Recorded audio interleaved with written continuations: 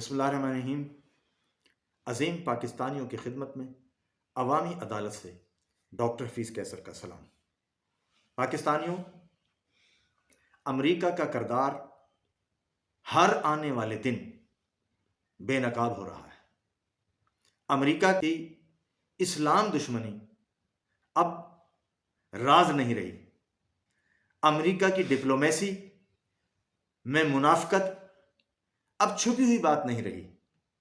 اب بھی اگر کوئی یہ کہے کہ امریکہ ہمارا دوست ہو سکتا ہے تو اسے نادان ہی کہا جا سکتا ہے۔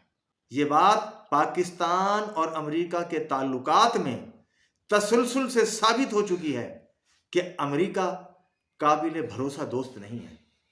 امریکہ اپنے مطلب کے لیے استعمال کرتا ہے، اپنے مطلب کے لیے گرانٹیں دیتا ہے، اپنے مطلب کے لیے ہتھیار دیتا ہے، اور جب اس کا مطلب پورا ہو جاتا ہے تو وہ پھر نظر ہی نہیں آتا۔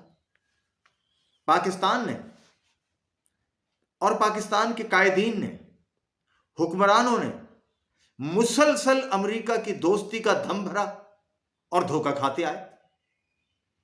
مولانا شاہ احمد نورانی صاحب نے جنرل پرویز مشرف کو کھلے لفظوں میں سمجھایا تھا کہ امریکہ پاکستان کا اور دنیا بھر میں دوست بن کر مارتا ہے، لہذا محتاط رہنا۔ ہمارے سامنے جنرل ضیاء الحق کی مثال ہے کہ جنہوں نے امریکی خواہش پر تمام کردار ادا کیا، اس کے باوجود ان کا انجام آپ کے سامنے ہے۔ یہ بات بھی خواجہ ظہیر صاحب نے کنفرم کی کہ آخری رات جنرل ضیاء الحق صاحب سے ملاقات کرنے والوں میں امریکی سفیر تھا، جس سے وہ گھبراہٹ کا شکار ہو گئے تھے۔ آج فلسطین کے مسئلے پر امریکہ کے صدر کا جو کردار سامنے آ رہا ہے، اس میں کوئی ڈھکی چھپی بات نہیں ہے۔ جو بائیڈن واضح کہہ رہے ہیں کہ جتنے مسلمانوں کو، فلسطینیوں کو مار سکتے ہو مار دو، تمہیں کوئی روکنے والا نہیں۔ سلامتی کونسل میں بار بار قرارداد پیش ہو رہی ہے لیکن ویٹو کر دی جاتی ہے۔ گزشتہ دنوں قرارداد کو 13 ممالک نے، سلامتی کونسل کے 13 ممبرز نے کنفرم کیا کہ جنگ بندی کر دی جائے فوری طور پر۔ برطانیہ حاضر نہیں ہوا اور امریکہ نے ویٹو کر دیا۔ تو عربوں کا یہ جھوٹ بھی پکڑا گیا کہ امریکہ ان کا دوست ہے۔ امریکہ کسی کا دوست نہیں ہے۔ پاکستان سے دوستی کس لیے امریکہ کی؟ اس کی وجہ صرف یہ ہے کہ پاکستان کے پاس وہ ایٹمی صلاحیت ہے، وہ میزائل ٹیکنالوجی ہے جس کی زد میں اسرائیل بھی آتا ہے۔ گزشتہ دنوں اسلام آباد کے ایک سیمینار میں ایک ہمارے محترم جرنلسٹ نے یہ بڑک مار دی کہ ڈاکٹر قدیر کو جنرل پرویز مشرف نے روک دیا تھا کہ رینج نہ بڑھائیں۔ یا تو انہوں نے جھوٹ بولا ہے یا وہ بے خبر ہے۔ تب جنرل پرویز مشرف سے بہت پہلے پاکستان وہ منازل طے کر چکا تھا میزائل ٹیکنالوجی میں جو پاکستان کی ضرورت تھی۔ یہ بات اسرائیلی بخوبی جانتے ہیں، یہ بات امریکن بخوبی جانتے ہیں، یہ پاکستان کے باخبر حلقے بخوبی جانتے ہیں۔ مجھے نہیں پتا ان صاحب نے کس کی خواہش پر یہ بیان جاری کر دیا، اور تو اور کنونشن سینٹر کی تقریر میں کہہ دیا۔ ہم آپ کو بتا رہے ہیں پاکستان اتنا کمزور نہیں ہے۔ اگر ڈاکٹر قدیر زندہ ہوتے، اگر جنرل پرویز مشرف زندہ ہوتے تو اب تک ان کا وضاحتی تردیدی بیان آ چکا ہوتا۔ چونکہ وہ زندہ نہیں ہے اس لیے ان کے نام سے جو مرضی خبر بنا لی جائے۔ لوگ اپنے نمبر بنانے کے لیے جھوٹا پروپیگنڈا کرنے سے باز نہیں آ رہے۔ میں ان صاحب کو کہتا ہوں کہ کل تک وہ زرداری کا پانی بھرتے تھے کہ محترمہ بے نظیر بھٹو جب وزیر اعظم پاکستان تھی تو انہوں نے میزائل پلان شروع کیا تھا اور اس کی تکمیل وہ کر کے گئی ہیں۔ اب اس میں کسی کی ضرورت نہیں ہے۔ شہید بے نظیر بھٹو نے رسک لیا، خود گئیں، ڈاکٹر قدیر خان کو لے کے گئیں اور بہاولپور کے ایک ینگ سائنسدان کو لے کے گئیں جنہوں نے اس پورے مرحلے کو طے کیا. سچ کوئی نہیں بتاتا، جھوٹ بول کر اپنی روٹی کمانے کے چکر میں مبتلا ہے. پاکستانیوں، موجودہ آرمی چیف کا دورہ موجودہ حال میں قابل غور ہے.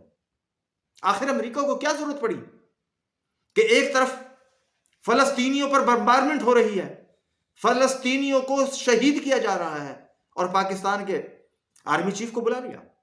کس لیے بلایا؟ کیا جنرل الیکشن کرانا ہے؟ نہیں. انہوں نے کہا ہوگا اور کہیں گے ہمیشہ کی طرح کہ آپ گریٹر اسرائیل کے لیے کردار ادا کریں، اور اگر الیکشن ہوتا ہے تو پاکستان میں وہ حکومت چاہیے ہمیں جو گریٹر اسرائیل کی تائید کرے. اب امریکن کو کون سمجھائے کہ پاکستان کی کوئی بھی حکومت ہو، کوئی بھی سیاستدان ہو، حتیٰ کہ اسٹیبلشمنٹ بھی ہو، وہ کام نہیں کر سکتی جو وہ چاہ رہے ہیں. اب وہ اس لیے کہ فیصلہ کن گھڑیاں شروع ہو چکی ہیں، فیصلہ کن لمحات شروع ہو چکے ہیں. فلسطین کی جنگ تیسری عالمگیر جنگ کی شکل میں بہت تیزی سے اسٹیبلش ہو رہی ہے، اور ایسے میں پاکستان کا کردار وہ ہے جو آپ صلی اللہ علیہ وسلم نے بتا دیا ہے کہ کالے جھنڈے یہاں سے نکلیں گے. لہذا انتہا پسند ہندو اس کو فوکس کیے ہوئے ہیں، وہ بار بار غور کر رہے ہیں کہ کب وہ لمحہ آئے گا. لہذا وہ اسرائیل سے گٹھ جوڑ کیے بیٹھے ہیں. وہ مسلسل کشمیریوں کو دبا رہے ہیں اور قتل عام کر رہے ہیں. ابھی حال ہی میں ان کی سپریم کورٹ کا فیصلہ آپ کے سامنے ہے کہ ان کی سپریم کورٹ نے حکومت کے غلط موقف کی تائید کر دی ہے. اور ہماری سپریم کورٹ، ہمارے جسٹس قاضی فائز عیسیٰ صاحب کہتے ہیں کہ لوگ شخصیات کو بجائے اداروں کو برا کہتے ہیں. قاضی صاحب، آپ سپریم کورٹ کے چیف جسٹس ہیں، اور اگر سپریم کورٹ میں غلط فیصلے ہوتے ہیں تو بتائیے سپریم کورٹ کو برا کہا جائے گا یا ایک جج کو برا کہا جائے گا؟ قانون کی حکمرانی تو آپ نے قائم ہی نہیں کی کبھی. اگر قانون کی بالادستی قائم ہو جائے تو قاضی فائز عیسیٰ صاحب، لوگ اس کو برا کہیں گے جو برائی کرے گا. کل تک جس کی کرپشن کے قصے زبان زد عام تھے، آپ نے اس کو بلایا سپریم کورٹ میں. آپ نے کہا نواز شریف صاحب آئیے، 50 روپے کے اسٹامپ پر آپ کیسے گئے تھے؟ کریں ذرا جرت، کریں فیصلہ کہ کس نے آپ کو بھیجا تھا. آپ بھٹو کے مردے اکھاڑنے جا رہے ہیں. آپ اس دور کے کیسز کو پکڑ لیں، وہ تمام لسٹیں اٹھا لیں جس کی وجہ سے پاکستان معاشی بحران کا شکار ہے. آپ یہ نہیں کریں گے، پھر آپ کہیں گے شخصیات کو پکڑیں. بھئی شخصیات کو کیا مطلب ہے؟ آرمی چیف فوج کا سربراہ ہے. قاضی صاحب، آپ سپریم کورٹ کے سربراہ ہیں، آپ پالیسی بناتے ہیں، تو آپ پالیسی بنائیں اور عوام کے سامنے رکھ دیں تاکہ عوام کو پتہ چلے کہ کون سا جج کیا کر رہا ہے. آپ نے اوپن کورٹ شروع کیے، پاکستانی قوم کو پہلی مرتبہ آپ کی وجہ سے سمجھ آیا کہ سپریم کورٹ میں کیا رویے ہوتے ہیں. پھر آپ بیک فٹ پہ چلے گئے. ہم یہ کہہ رہے ہیں کہ آپ آج طے کر لیں کہ سپریم کورٹ میں قانون کی بالادستی کے علاوہ کوئی بات نہیں کی جائے گی. چہرہ نہیں دیکھا جائے گا، قانون دیکھا جائے گا. تو پاکستان پٹڑی پہ چڑھ جائے گا. اب جناب آرمی چیف صاحب کو وہی دانہ ڈالا ہوگا یا ڈالا جائے گا جو ہمارے ہر دور کے حکمرانوں کو ڈالا گیا ہے کہ تمہارے مسائل ہم حل کریں گے، تم ہماری تابع داری کرو. ہمارے مسائل تو پیدا ہی انہوں نے کیے، ہم نے تو نہیں پیدا کیے. ہمارے ہاں جتنی کرپشن ہوتی ہے، چاہے وہ سیاستدان کرے، چاہے وہ بیوروکریسی کرے، چاہے وہ ملٹری اسٹیبلشمنٹ کرے، چاہے وہ کوئی بھی کرے، وہ پیسہ تو امریکہ، برطانیہ اور یورپ لے کے جاتا ہے. تو ان کی حوصلہ افزائی تو آپ کرتے ہیں بھائی. امریکی صدر آج فیصلہ کر دیں کہ دنیا میں جتنا پاکستانیوں کا پیسہ ہے، یا تو وہ قانون کے مطابق اسے جسٹیفائی کریں یا پھر وہ پیسہ پاکستانی حکومت کے حوالے کر دیا جائے گا. کریں نا ذرا بائیڈن صاحب ہمارے ساتھ دوستی اور حق ادا کر دیں گے ذرا. لیکن وہ ایسا نہیں کریں گے. ہاں وہ یہ کہیں گے آپ کو مزید پیسے چاہیے، ہم IMF سے کہتے ہیں قرضہ اور لے لو، آپ کے اثاثے مزید گروے رکھوا دیے جائیں. اگر وہ ہمارے دوست ہوتے تو سلامتی کونسل میں ویٹو نہ کرتے، بار بار ویٹو نہ کرتے. اور شہزادہ محمد بن سلمان صاحب جس طرح بے نقاب ہوئے ہیں، اس کے بعد عربوں کے بارے میں کچھ کہنے کی گنجائش ہی ختم ہو گئی. تو پاکستان کے کالم نویسوں سے، دانشوروں سے گزارش کروں گا کہ وہ جھوٹا پروپیگنڈا کرنے کی بجائے قوم کو سچ بتائیں. اور سچ وہ ہے جو آپ کو معلوم ہے، آپ بتاتے نہیں ہیں. کیونکہ اگر پاکستانی قوم کو یہ سچ اس اسٹیج سے بتا دیا جاتا جہاں وہ صاحب پروپیگنڈا کر رہے تھے کہ 2000 کی رینج سے آگے نہیں ہے، کوئی وہیں بیٹھا ہوا باخبر شخص مائک پہ آ کے کہتا ہے یہ جھوٹ بول رہا ہے، پاکستان کی رینج 3000 سے بھی زیادہ ہے، تو پاکستانی قوم کو کمزوری کی بجائے توانائی حاصل ہوتی. پاکستانیوں آپ بے فکر رہیں، پاکستان کمزور نہیں ہے، معاشی کمزور ضرور ہے. اور معاشی کمزوری دور کرنے کے لیے فوج نے منصوبہ سازی کی ہے.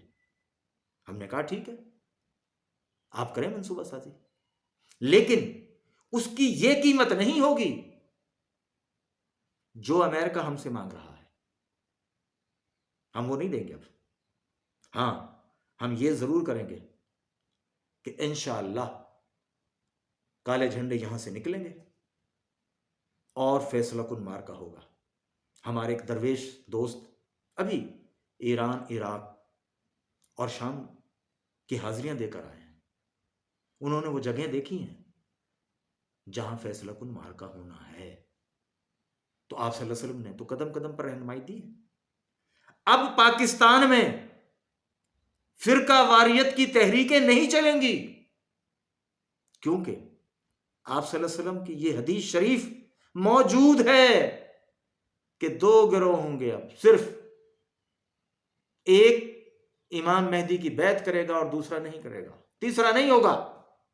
تو فیصلہ اسی سے ہو جانا.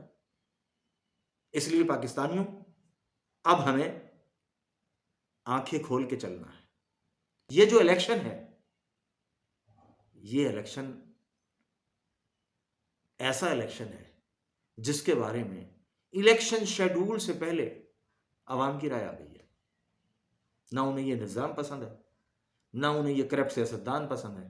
انہیں تو نیا نظام چاہیے، انہیں نئی گورننس چاہیے جو ان کے مسائل حل کر دے، جو لٹیروں کا راستہ روک دے. اور آپ نے دعویٰ کیا ہے جنرل چیف صاحب، آپ نے کہا ہے نا ملٹری ڈپلومیسی، اس کا تقاضا یہی ہے کہ ملٹری ڈپلومیسی ملک کے باہر ہی نہیں اندر بھی دکھائی دینی چاہیے. اور اندر نظر آنے کا مطلب یہ ہوگا کہ پاکستان کے ریسورسز جن پر ڈاکہ ڈالا گیا ہے ان کی واپسی ہو جائے. پھر آپ کو امریکہ کے سامنے یا کسی اور ملک کے سامنے کاسہ گدائی نہیں لہرانا پڑے گا.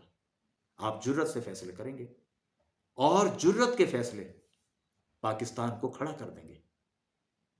یہی پاکستان میں خاموش انقلاب کا آغاز بنے گا. ایک دفعہ پھر میں یہ عرض کر رہا ہوں کہ یہ کام ہونا ہے. اس خطے سے سلطان محمود غزنوی کی تصویر دوبارہ آئے گی. اس خطے سے وہ آوازیں پھر اٹھیں گی جو دنیا میں بہت بڑی تبدیلی کا سبب بنے گی. ہمارے آقا کا فرمان غلط نہیں ہو سکتا، چاہے ساری دنیا غلط ہو جائے. اللہ حافظ.